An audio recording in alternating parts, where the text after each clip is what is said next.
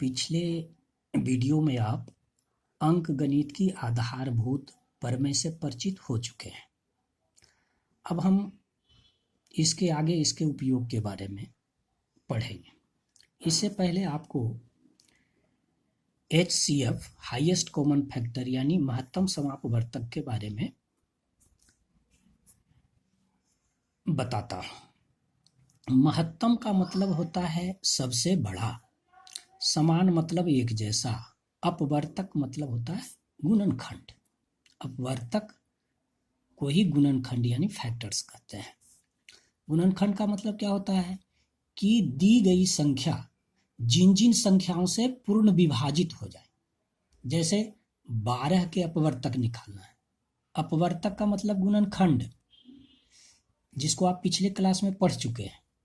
तो 12 के अपवर्तक होगा 1, 2, 3, 4, 6 और 12। जैसा आपको पता है कि 1 जो है हर संख्या का गुणनखंड होता है, यानी 1 हर संख्या का अपवर्तक होगा। और आप ये भी जानते हैं कि संख्या स्वयं से भी पूर्ण विभाजित होती है, इसलिए हर संख्या स्वयं का अपवर्तक होगा। आइए हम 32 का अपवर्तक ज्ञात करते हैं।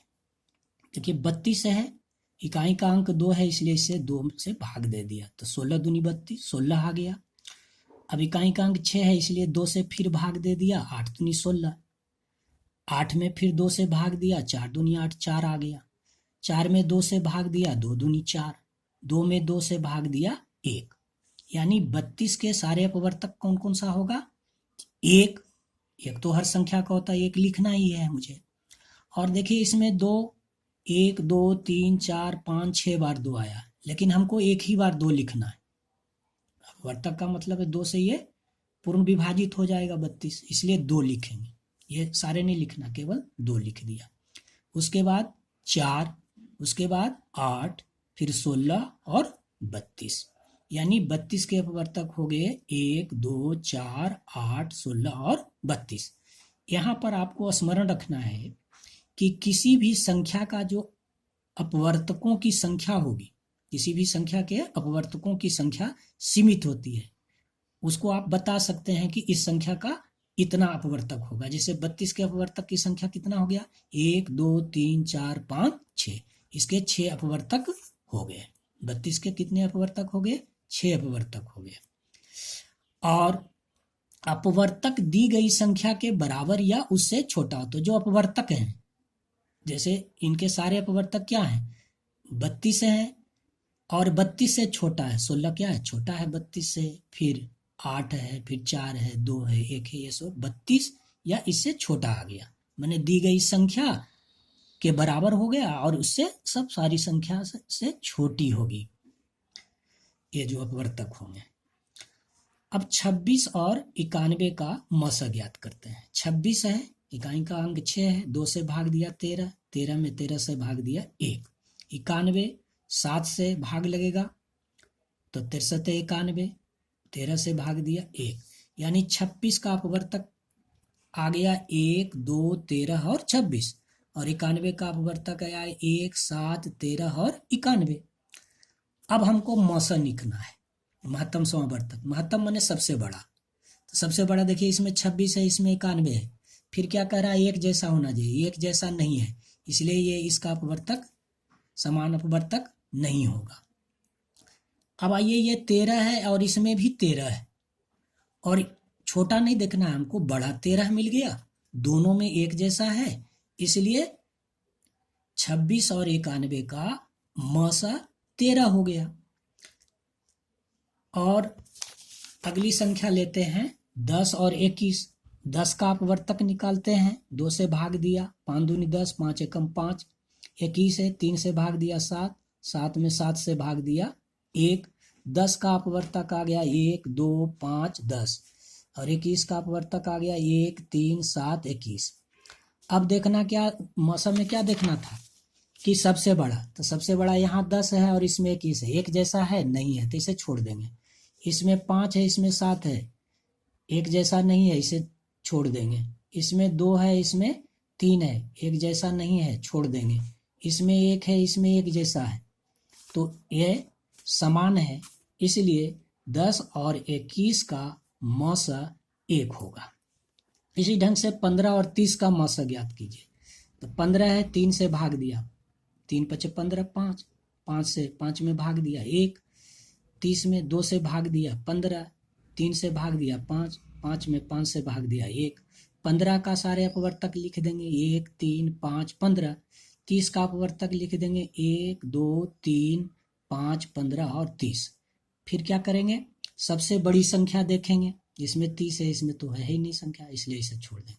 इसमें 15 है, इसमें 15 है, तो यही हमारी संख्या मिल गया, सबसे बड़ी है, एक जैसा है, इसलिए 15 और 30 का HCF 15 आएगा।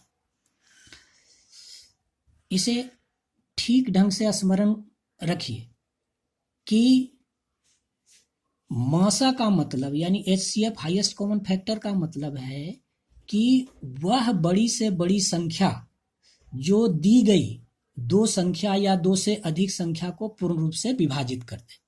जैसे अभी आप 15 और 30 था, तो इसमें देखा ना कि 15 से 15 में भी पूर्ण रूप से भाग लग जाता है और 30 में भी 15 से पूर्ण रूप से, तो ये 15 जो है इसके जो है HCF कहलाए। तो HCF का मतलब हो गया कि वह सबसे बड़ी संख्या जो 2 या 2 से दी गई संख्याओं को पूर्ण रूप से विभाजित कर दे। आइए एक और उदाहरण लेते हैं। विद्यालय में जब परीक्षा होती है तो सीटिंग अरेंजमेंट किया जाता है, आपको मालूम है, और प्रत्येक कमरे में क्लास को मिक्स करके बैठाया जाता है बराबर बराबर संख्या में, है ना। 10वीं के साथ 9वीं के बच्चे को या 8वीं के बच्चे को मिला करके बैठाते हैं। तो यहाँ पर एक प्रश्न है कि एक विद्यालय में कक्षा 10 के 35 बच्चे हैं और कक्षा 9th के 45 बच्चे हैं, और इनको सीटिंग अरेंजमेंट के तहत प्रत्येक कमरे में बराबर बराबर संख्या में बैठाना है, तो कितने कमरों की आवश्यकता होगी। देखिए यहाँ 35 बच्चे हैं, तब 35 के सारे अपवर्तक निकाल लेते हैं, यानी गुणनखंड कर देते हैं। 5 से दिया 7, 7 में 7 से भाग दिया 1, 45 3 से भाग दिया 15, 3 से 5, 5 में 5 से भाग दिया 5, यानी 35 के अपवर्तक हो गया 1, 5, 7 और 35, और 45 के अपवर्तक हो गए 1, 3, 5, 15 और 45। और देखिए दोनों में जो हाईएस्ट कॉमन फैक्टर यानी सबसे बड़ा जो गुणनखंड है, इसका मतलब है ये 5 से 35 भी पूर्ण रूप से विभाजित होगा, 5 से 45 भी पूर्ण रूप से विभाजित होगा, और कोई दूसरी संख्या नहीं मिल रहा है। एक है लेकिन छोटी संख्या है, तो उसे नहीं लेंगे। अब हम देखते हैं कमरे। मैंने कमरा ले लिया 1, 2, 3, 4, 5 कमरे ले लिए। अब इसमें बराबर बराबर 10वीं का प्रत्येक कमरे में 7-7 बच्चे को बैठा दिए, है ना, प्रत्येक कमरे में 7-7। तो देखिए 7-7 बच्चे बैठाएगा तो 5 कमरे में कुल कितने बच्चे बैठ गए, 7 बचे 35 बच्चे बैठ गए। ये बच्चे बैठ गए 10th वाले। अब 9th में 45 बच्चे हैं, अब प्रत्येक कमरे में कितने कितने 9 बच्चे बैठा दिए, तो 9 बच्चे 45 बच्चे बैठ गए, और बच्चों की संख्या बराबर है। 9th के बच्चों की प्रत्येक कमरे में संख्या बराबर है, 10वीं के बच्चे के भी प्रत्येक कमरे में संख्या बराबर है, यानी कि हमको कितने कमरों की जरूरत पड़ गई, 5 कमरों की आवश्यकता होगी इन बच्चों को बैठाने के लिए। इसी प्रकार से आपको कुछ और सवाल दिए जा रहे हैं होमवर्क के लिए। इसे गुणनखंड विधि के द्वारा इसका HCF ज्ञात कीजिए, और यदि कोई प्रॉब्लम हो तो पुनः मुझे कॉल कीजिए। धन्यवाद।